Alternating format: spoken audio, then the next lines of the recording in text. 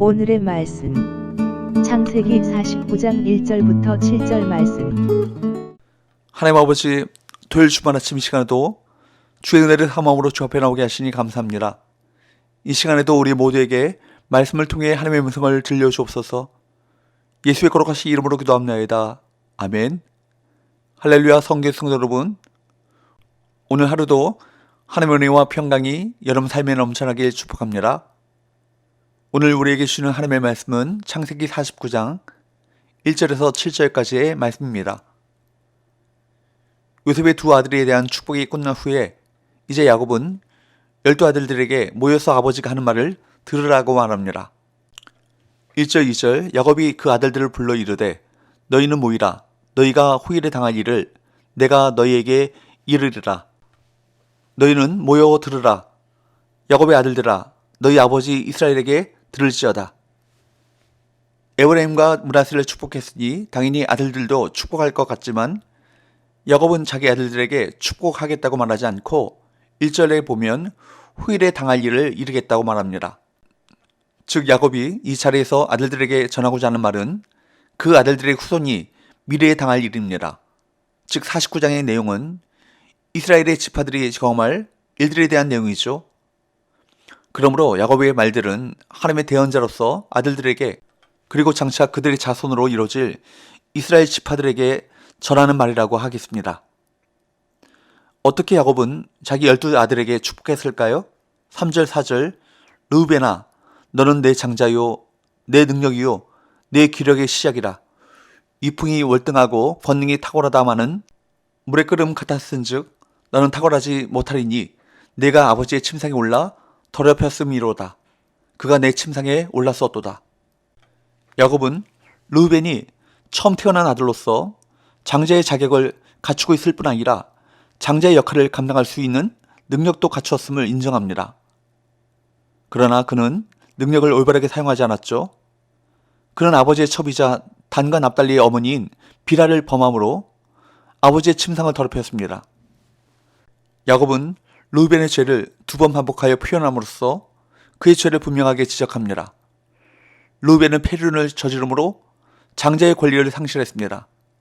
야곱은 다른 형제들보다 2배로 상속받을 권리를 요셉에게 주면서 실질적 장자는 르우벤이 아니라 요셉임을 밝힙니다.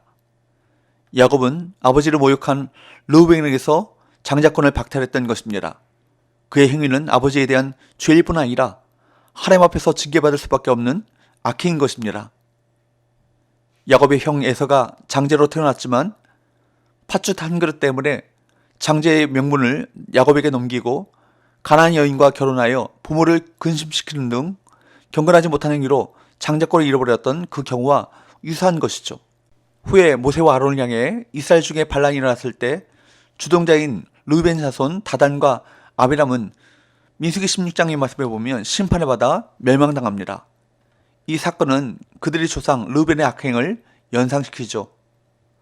성도는 자신의 공로가 아니라 하나님께 주권적 선택을 받아 은혜로 하나님의 자녀가 되었습니다. 그러므로 우리 모두는 르우벤과 같이 방제에 행하여 받는 복을 빼앗기는 어리석음을 범하지 말아야 할 것입니다.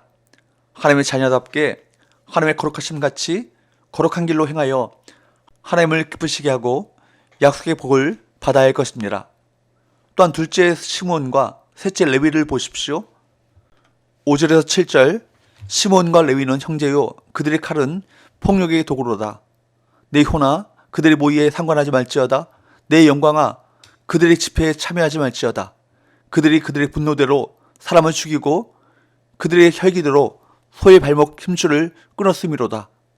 그 노염이 혹독하니 저주를 받을 것이요 분기가 맹렬하니 저주를 받을 것이라.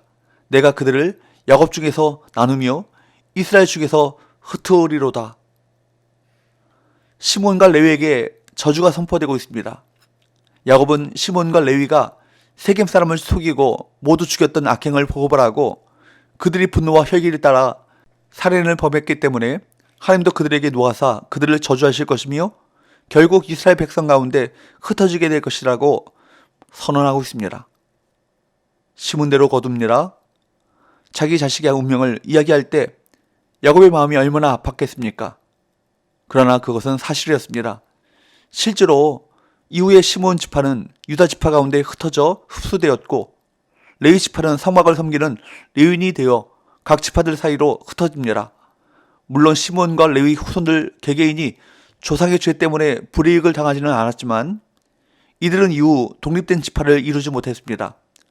시므온과 레위, 그들이 죽음이 가까운 아버지에게 이런 저주를 들 수밖에 없었던 이유는 그들이 이런 죄를 저질렀을 뿐만 아니라 그에 대해서 회개하지 않고 오히려 자기들의 행위를 정당화했기 때문입니다. 이처럼 죄는 철저한 회개를 통하지 않고서는 절대로 사라지지 않습니다. 우리는 죄악에 대해 침묵하거나 그것을 용납해서는 안 될 것입니다. 설사 그것이 가족이나 공동체라 할지라도 죄가 머무르고 자라지 않도록 단호하게 죄에 대해 대처해야 할 것입니다. 우리는 본문을 통해 야곱의 축복 안에 저주가 담겨 있음을 확인했습니다. 축복도 저주도 모두 이스라엘 백성에게 주신 하나님의 말씀입니다.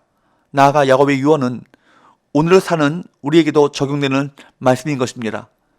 그러므로 징계와 축복의 말씀을 모두 사모하여 하나님 보시기에 합당한 삶을 살아가야 할 것입니다. 기도합시다. 하나님 아버지, 우리 안에 회개치 않은 죄가 어떤 것이 있는지 돌아보게 하시고 혈기와 분노를 다스리지 못해 하나님과 사람 앞에 범죄하는 어리석음을 범하지 말게 하여 주옵소서. 예수님의 거룩하신 이름으로 기도하옵나이다. 아멘.